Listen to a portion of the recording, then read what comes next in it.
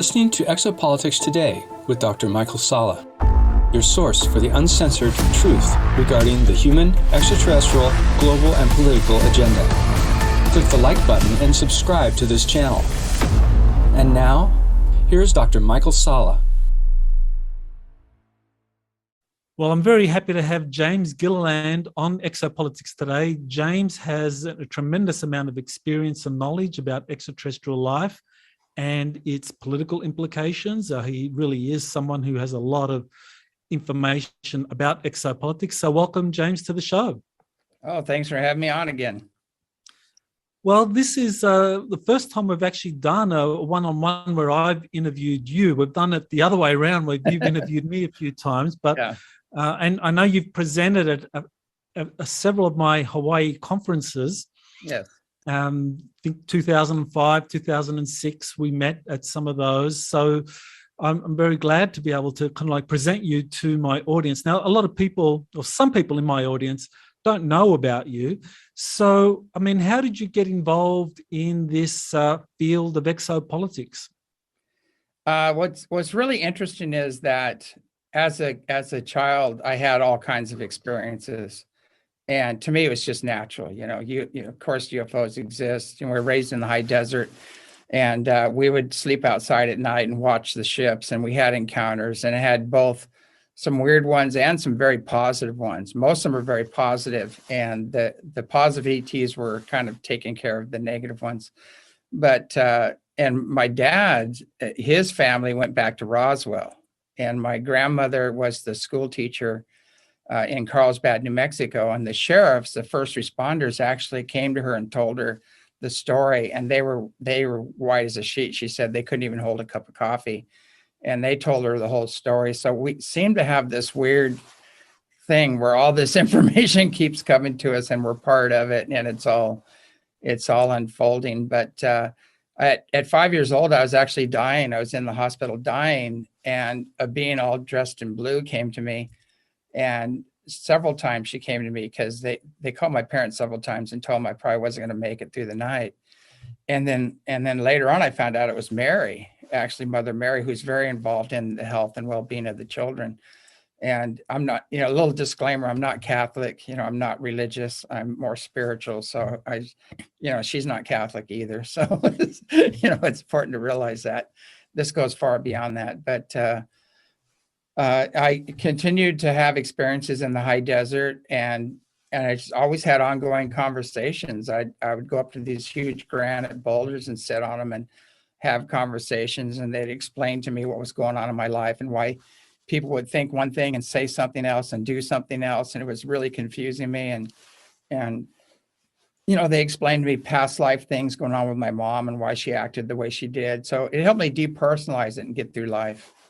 So when I was very young, I was 5 years old, I was in the hospital and I was dying of bronchial pneumonia, and the doctors kept telling my parents I probably wasn't going to make it through the night. And a woman in blue kept coming to me, and she would talk to me and stroke my head, and then it was like I'd be better, I'd get through the night. And then the last night she appeared to me, she gave me a substance that was a white, it was like the consistency of ice cream, but it wasn't cold. And she gave it to me in this little like glass bowl or whatever. And I ate it, and I wasn't sick after that. I didn't miss a day of school or anything. And I'm pretty sure I know what that is. And it's crystallized oxygen is what it is. And there are scientists that have actually created that here right now. But there's a lot more to that story. That's a whole nother show. But but as far as Mother Mary is concerned, where does she fit into this whole kind of phenomenon? Well, I found out it was Mother Mary later. And a little disclaimer: I'm not Catholic. I'm a very spiritual person, but not religious. And Mary actually goes back to ancient Lyra. She had the genetics from ancient Lyra, which the Pleiadians were offshoots of the ancient Lyrians. So she's connected through the Pleiades and Lyra, and she had very high genetics, which was necessary actually to create the vehicle for Jesus to come in. So, that's a really interesting story, because basically what happened is Gabriel appears to Joseph, and he said, Mary's pregnant with child. I'm not going to marry her. This isn't my kid. And he says, this is God's child, or our child. Your room is your own. And he said, yes, sir. And then it went on fence one. Yeah. So what are your sources telling you about what's happening in space? I mean, I've been hearing a lot about some fleet that's arrived recently that's parked around Ganymede and Jupiter. Do you know anything about that you can share? Well, they told us there was 500 ships, very large ships coming in. And they also told us that there was 2 that were going to be very active here on the Earth. They're going to make their presence known. And as part of the disclosure, and to help out with the disclosure. And they're also doing work as well. And they're doing a lot of work on the other dimensions and working with us through frequencies and in our dream states and things like that to help clean up the planet. So there's this huge planetary liberation process going on. And, it's going to be 2 steps forward, 1 back, and people say, I thought you said this was going to happen. And I said, even the higher beings underestimated the amount of infiltration and the denial and the resistance to the awakening healing process. They thought we'd just go for it, once we knew what was available, but there's still extreme resistance. And it's kind of a weird analogy. It's like whack-a-mole, they clean everything out and then all of a sudden they surface again. They're going, I thought those guys were gone, back again. And so that's been happening with, cleaning out the cabal and the reptilian and gray energies and that alliance. They think they have it all cleaned up, and all of a sudden it pops up again. And the latest one is this. It's a reptilian gray hybrid, and it's attached to AI. And they're I don't think we can fix this. We need help from the higher dimensions to fix this, because their technologies are so far superior, and they can go and ferret this out and clean it up. But I think it's so infiltrated and it's so advanced that we're probably going to need some help to clean this out. And they're working on that right now. Mm-hmm. So what do you know about as a place where there have been important meetings recently, or that there have been missions? US to be a fulcrum, and I think I know what's happening with Space Command, but I just wanted to kind of get your opinion first before sharing what I know. What I think, and from what I've been told, is that, as I said before, is that some of that's been infiltrated and it's being cleaned up. And when you think it's cleaned up, again, the cabal and this other stuff, it kind of resurrects itself, and then it gets cleaned up again. So it's a process of back and forth.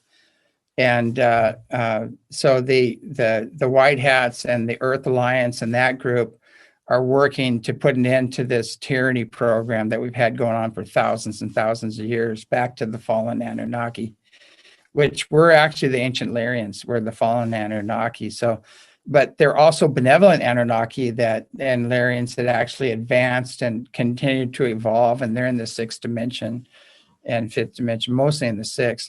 And they're returning as well, because they kind of have a karmic thing to deal with. And so you've got that group, and they were some of the first fallen ones. And then you have Atlantis and Lemuria, and that fell. And those were Palladian colonies. So they have kind of some karma around that. And so they're all coming in to kind of straighten this mess out, and clean up the ones that actually infiltrated and created the fall. So that's the big picture. And I don't know all the details on what's happening on the physical. That's not really my forte. But I do have some high connections. And again, there in the political arena too, there was kind of a pact or an alliance set up, and with major powers, and it was all ready to go. And then that got infiltrated again too. And so that kind of fell apart, especially when Trump lost. And he didn't lose, actually, when they installed Biden. And so that got set back. That was a major setback. And so that's getting ready to flip again. But the thing about this consciousness of tyranny, it's not frequency specific to the Earth and where it's going, because we are ascending, we are moving up in frequency. And so whatever they try, it doesn't matter. They're just postponing things and creating more karma for themselves. They can't stop what's happening. And that's when I see the big picture, it gives me solace. I can relax, because if you focus on all the little stuff happening and the chaos and everything, you're gonna lose hope, and lose faith, and you're gonna have a rough time down here. Mm-hmm. So this process, 2 steps forward, 1 step back, where there seem to be some major victories, maybe some important gray or reptilian beings are captured or forced out. But then there's a step back, because you have others kind of rising up to fill that vacuum. Is that essentially what we're seeing, that every time the top leadership is removed from these negative alliances, that people underneath them or their minions just kind of rise up out of the shadows to take up those positions of authority and use whatever power they have to just kind of keep the whole dark agenda going? Yeah, you can see that over and over. They throw one tyrant out, and another guy comes in and he says all the right things, and then he goes back to the same agenda. And that's happening. But now when the people rise, and that's what's happening globally, the people are awakening, and they can't stop that. And that's a soul awakening that's happening. That there's a fail-safe system in the soul. When it gets too dark, it triggers it. And that's what happened. People are awakening from within, and they can't control that. And the people are rising up. For people that have been getting a lot of information about places being liberated, like the moon being liberated, and the moon is now being converted over for use to the White Hats, the Earth Alliance. Yes. Is that really happening? As far as I can tell, no, that has happened. There's been a real shift in terms of the way the moon is being managed. For the first time, humans are going to take over the moon. We're moving to the moon.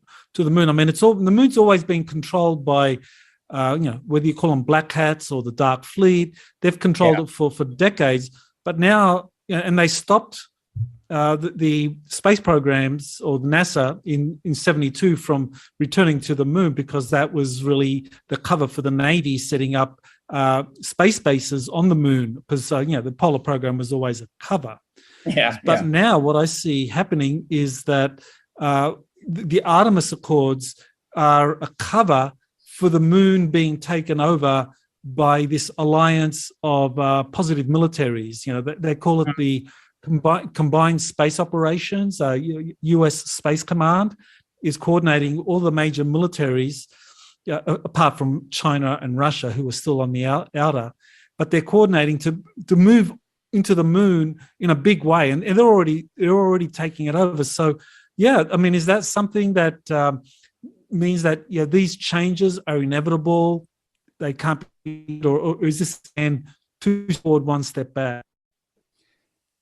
Yeah, it's inevitable. A lot of it's already happened. The Mars has been reclaimed, and the people there have to work their stuff out, because you've got different civilizations there and different races there, and look how we're doing on Earth. With just we've got white, black, red, yellow, brown. They've got reptile, insect, every color you can imagine. And so they're working their stuff out. They're probably ahead of us, but that's getting worked out. Other places that have been freed from this cabal, this dark fleet, they're going through total reformation, and changes and things like that. And so it's a work in process. But overall, now we're going to start taking like 10 steps forward, very soon. Things are going to move really fast. And that's what I see coming up. It's like, I'm really surprised it lasted up to now. But I think this January, all through January, you're going to see major things happen, and things being exposed, and people who we thought were one way were actually the opposite. And you're going to see white hats were wearing dark hats, and dark hats are wearing white hats. And, it's going to be a big shift. But what's underneath this is pushing this up is the higher consciousness and energy and universal law, and everything that doesn't align with it is going to implode on itself, basically. Yeah, one of the things that really intrigued me about Elena Danan's information was where she talked about the Galactic Federation of Worlds helping the indigenous Martians liberate their planet from the Dark Fleet and from the Dark Fleet and from the corporations that ran Mars, because that really intrigued me, because I know I came across, when I started interviewing people, Randy Kramer, Tony Rodriguez, all talked about how they were sent to Mars to fight against indigenous Martians, and these indigenous Martians were insectoids and reptilians, and it was very interesting to kind of hear that people from Earth were being sent there to protect these human colonies set up by the Dark Fleet and by the corporations on Mars against these insectoids and reptilians. And then later on, recently, Elena was saying that the Federation was helping the reptilians and the insectoids free themselves by actually equipping them. So that was amazing to me to kind of hear that, and it jibed with the information I had that that humans on Mars are kind of regarded as non-indigenous, and so the Galactic Federation would be following cosmic law and help the indigenous races to free themselves against these human colonists. Yeah, it is really interesting. It's like the old days, with the cavalry. Everybody's going, "Hey, the cavalry's coming." Well, not necessarily. It's like they may not necessarily be the good guys. What about the guys that have always been there that just want to live a peaceful, harmonious life, and don't want to be intruded upon? So it is the same thing. It's they're operating under universal law and removing, the tyranny and the aggressor. They're removing that, and then helping other people evolve, and eventually it'll come to terms, it'll come back to peace, and we'll all be working together in harmony. But I think there'll always be some differences and old grudges, that people are holding that'll take time to release, to let go of. And it's funny because Randy Kramer's been here, and I asked him a lot of questions, and my guys were telling me things about Mars, and they said, no, we've had bases on Mars since the 60s. We've been going back and forth, and since the late 60s. And so I asked him that. I said, well, how long have we been going back and forth to Mars? And he said late 60s. And I went, okay. And so I'd always get information, and I'd ask these other people, and I wouldn't tell them, I wanted to hear their story. And then they would tell me what they knew. And I go, God, this is totally lining up. This is with everything else. And so a lot of the information coming out, we always have to cross-check it and look at it and check our information with other people that have been there and things like that to get the real story. Because, as there's so much disinformation and overactive imagination and just so many crazy things in this community that, there's a lot of people that want to do the one-upmanship and on somebody else's back, and competition. It's insane. And I know when I did an interview with Art Bell, and he asked me about it, he goes, what is it with the UFO community? They eat.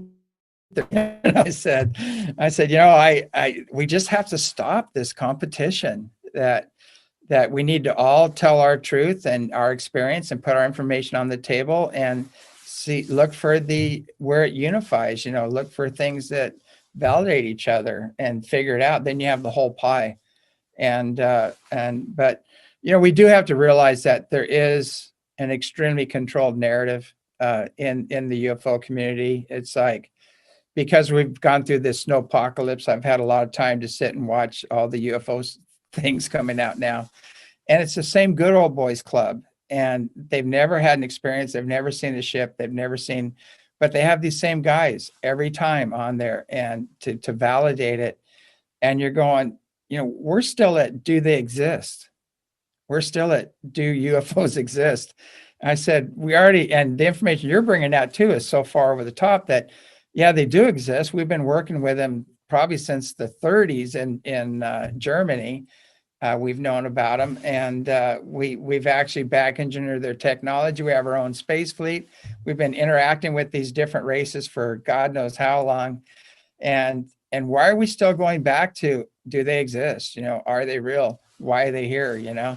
We know them by name. We know their cultures. We know their technologies. We have all this information, and I just go, where is it? Where is it? And it's because there's an extremely controlled narrative. And it even goes deeper in that, because they really don't want the higher dimensional information to come out, because the controlled narrative is controlled by a much lower dimension. So how do you think contact is going to play out? I mean, with all the energies coming in and the contacts you've been having, the information you have been given, do you think we're going to first have this global revolution where the cabal is removed and the people take over governments all over the world and the party systems are abolished? We're going to have that first, and then we're going to have this kind of ET contact, or is it going to happen sooner? I think it's going to happen simultaneously, and I think contact is going to happen with those who are ready, those who have risen to the occasion, and have cleaned up their own wounds and traumas and are thinking, critically thinking and doing their own research and things like that. Those are the people that are going to be contacted first. A lot of it's going to be done. Contact is already happening in temples and ashrams and things like that around the world. The yogis and the lamas, they know all about what's going on. The Native American elders, they know, because they're living a life, a spiritual life close to earth and things like that. And those are the people that are already being contacted. And some are fully aware of who's contacting them, some are not. They just call it Great Spirit or an angel or whatever else. But that's already happening right now. That's going on. Also, too, with the Orion Council of Light, they're incredible initiators. And like they did with me, they returned to me all my memories. So a lot of us are actually from the Pleiades and from the Orion system and from the Sirian system and things like that. And we've incarnated here and in this earth human form, but on our soul level, we're actually from these other civilizations. And so they're going to be initiated and awakened as to who they really are and why they're here and why they incarnated, which is part of the birth of Earth. And so that's happening. So it's on a very spiritual level, through the dream state, through contact with higher dimensional beings, and there's a lot of work being done that people aren't aware of. And these ahas are coming to them, and they go, where'd that thought come from? And it might not have been your thought. And then, but there's the negative thought too, that are coming to you that may not have been your thought as well. So it's all about self-mastery. And I think especially the children coming in right now, they're so active, they're awake, and they're really tapping in. And if you keep them out in nature and keep them open and positive, they're going to be incredible, in the days to come, because they just incarnated from these higher civilizations. And so the memories are closer and thicker and easier to access. And so that's happening. So everybody's waiting for this big ET invasion. It happened a long time ago. It's called reincarnation. It's like the higher dimensional beings have already set this up, for these times. And so I think it's going to be more of a spiritual thing. It's going to be more of them showing themselves to people, and they're going, wait a second, these are real. If they lied about this, what else have they lied about? And people are going to realize. And then there's this extreme desire for things like medbed and anti-gravity, counter-gravity, and the fuelless energy technologies and things to clean up our environment and free ourselves. I mean, that desire as well. And they have all that, and that's going to usher it in. And so as we evolve, that movement towards that higher consciousness and energy and service and bringing in these spiritual earth-friendly technologies is going to increase. And then eventually this tyranny program is going to be a thing of the past. So, we'll be reading about it in history books. Yeah, well, I know.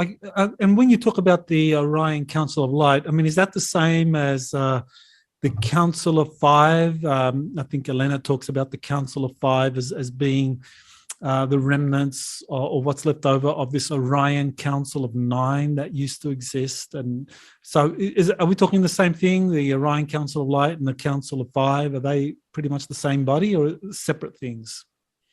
I think the ones that I'm dealing with are separate. They've been around forever. And the problem is a lot of those councils in the past, the councils of 5 and 9s and things like that, were actually, is it Puharic and that group, they were attached to alphabet agencies, and their come from was wrong. And so they're bringing in the wrong energies. And so some of these councils were actually tied into darker forces.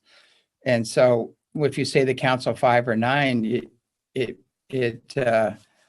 in the past, it's been off. And like Orion, people don't realize, people think everything in Orion is bad. Everything in Orion is negative. Well, there are extremely advanced, beautiful beings that are ancient Lyrians that colonize Orion that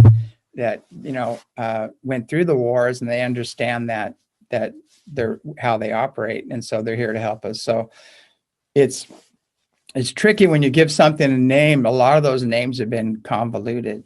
Like take God.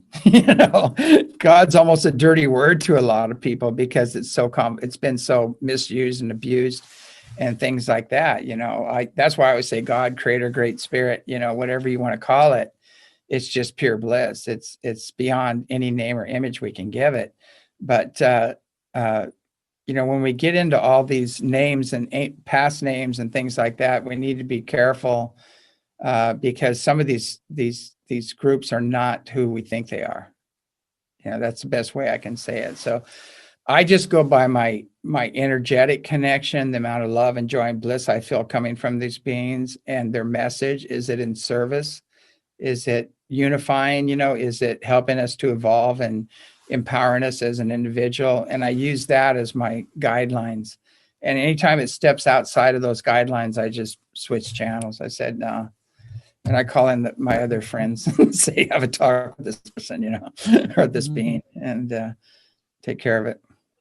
Earlier on, we talked about this global revolution that's coming, and I've been getting some information that it's going to happen this year, and certainly it looks like this year is a year where we're going to have tremendous awakening, and we're already seeing people revolting all over the planet over the policies that are being implemented.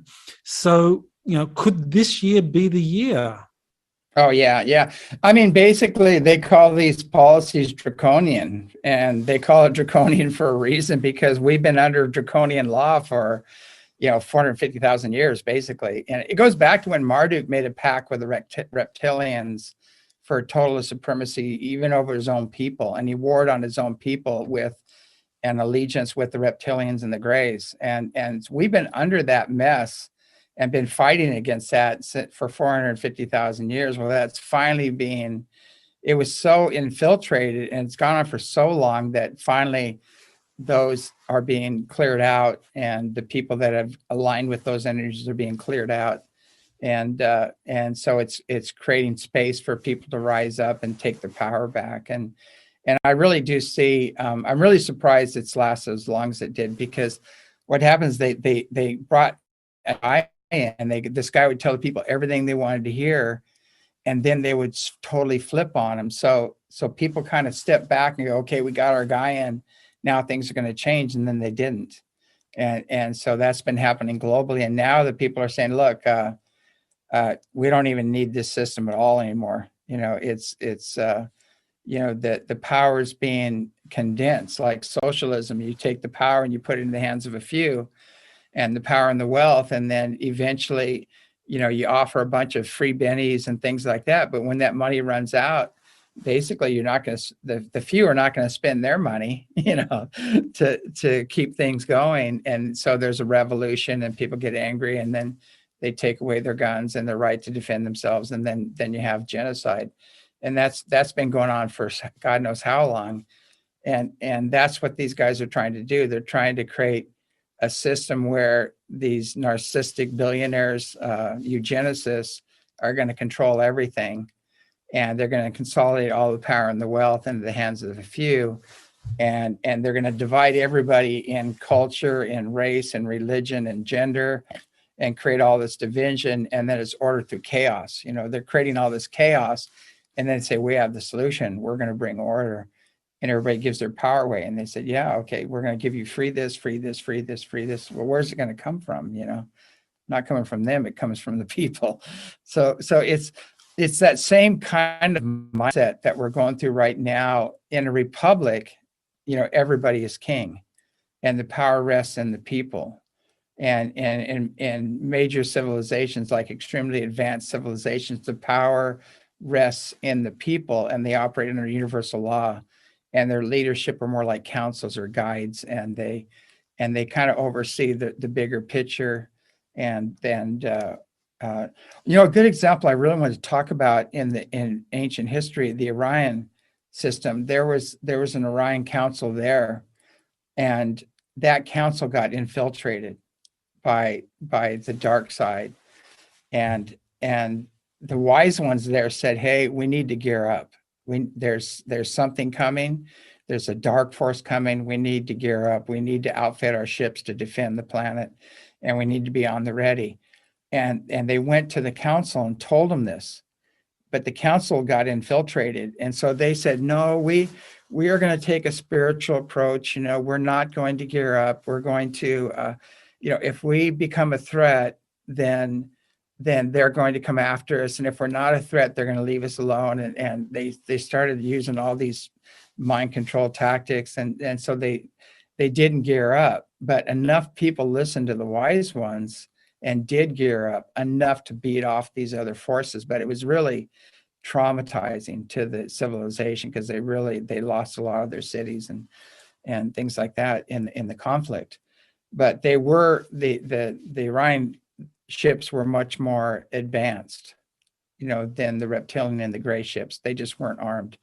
And so when they did beat them back, and so interesting enough, you can see that same scenario being played out on the earth right now with the leadership. The leadership has been infiltrated on a huge level, and they're playing these same games, and the other people going, hey, we see what's going on here. We need to rise up. And they're saying, no, we need to just don't worry about it. We'll take care of everything, and they're letting, that old saying, evil persists when people do nothing or live in denial and don't recognize it. Or the other stuff came out of Puharic stuff, and the turkey farm was a lot of the New Age teachings, where if you see evil, it's in you, and so don't look at it,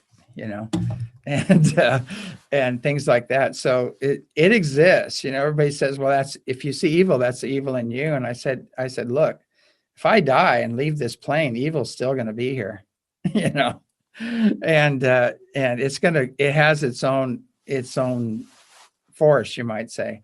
And so we have to realize that it doesn't matter. It is a force, and we need to deal with it, and we need to get back to universal law, and things that don't fit within universal law, we need to deal with.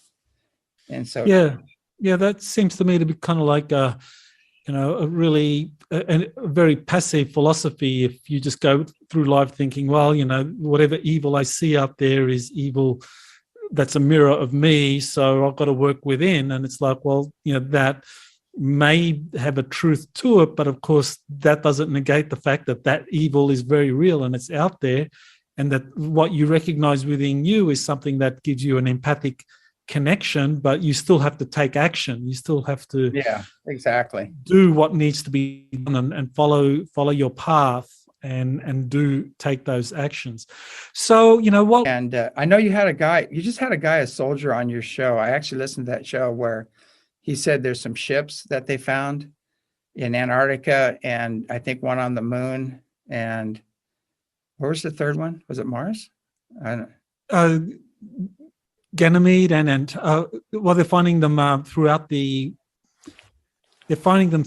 solar system, that these are kind of motherships or arcs, really. And this guy JP, he's very interesting, because I've been working with him since 2008, and he was telling me back in 2014 and 15 that he was being taken into these huge arcs, and he saw the massive structures like hemispheres, and he was told that these were all there to kind of continue the species, or to repopulate the planet, or whatever the emergency was. These huge arcs existed, so he was being taken to them. So Yeah, this guy JP is now in the army, and the army's got him going to these arcs to provide escort duties to people. And I know they're doing it because he's got the energy signature, the frequency to to get permission to go into these things. Yeah, because they're sentient, and they're very high frequency, very high energy arcs, and they're actually, the ancient Lyrians are involved in that, and their ships came in and actually activated them in their gift, and they're opening a door, and our curiosity, we're going to walk through that door, and it's going to create a quantum leap in consciousness and technology here. It can't be used negatively. There's safeguards built into that. But I was talking to the ancient Lyrians about that, and they said, yeah, that's some of our old technology. To us, it's like magic, but to them, it's not, and they said a lot of those are a gift, and they came and activated them so we can, go to the next level. And I know some of the writing, they're trying to decipher it, and some of that same writing is actually at Gosford Glyphs, and they have the petroglyphs, and they have the hieroglyphs, and then they have star glyphs above that. And the star glyphs are the ones that are the ancient Lyrians, and the Palladians. Those are their glyphs. And if they understand that, those glyphs, they'll understand, the writings that they're finding there, and things like that. So it's a very rich language, you might say. It's not just a word, that there's a whole meaning in each one of those glyphs, but that's information they were giving me. And in the Gosford Glyphs, it tells the whole history of Earth. It said that these ships came, colonized the Earth. There's a lot of genetic upgrading going on. Those are the ancient Lyrians. And then they had the cataclysms. They had to start over. And then the Palladians came in and started, the ancestors of the Lyrians came in and started Atlantis and Lemuria. And there was a lot of terraforming. They brought all kinds of animals and plants and things. And then they had the pole shift and had to start over. And then now we're at it again, so that some of the civilizations that were here were their technology would seem like magic. And this was like 450,000 years ago. So it's hard for us to wrap our head around how old this universe is, and the beings that have been here. And to me, when you're that advanced, you're not going to come down and walk on the Earth. You're going to wait for Earth to rise to the occasion. It's not safe. So they're waiting for us to rise to the occasion, and they're helping us along the way. Yep, definitely. Well, that's a good way to finish the show. So I want to thank you, James, for coming on the show. And everyone, just visit James's website, iseti.org. And you can get more information about upcoming events and courses and programs he has up there. So thank you, James. For having me on the show, and give Angelica a big hug for me. Okay. All right.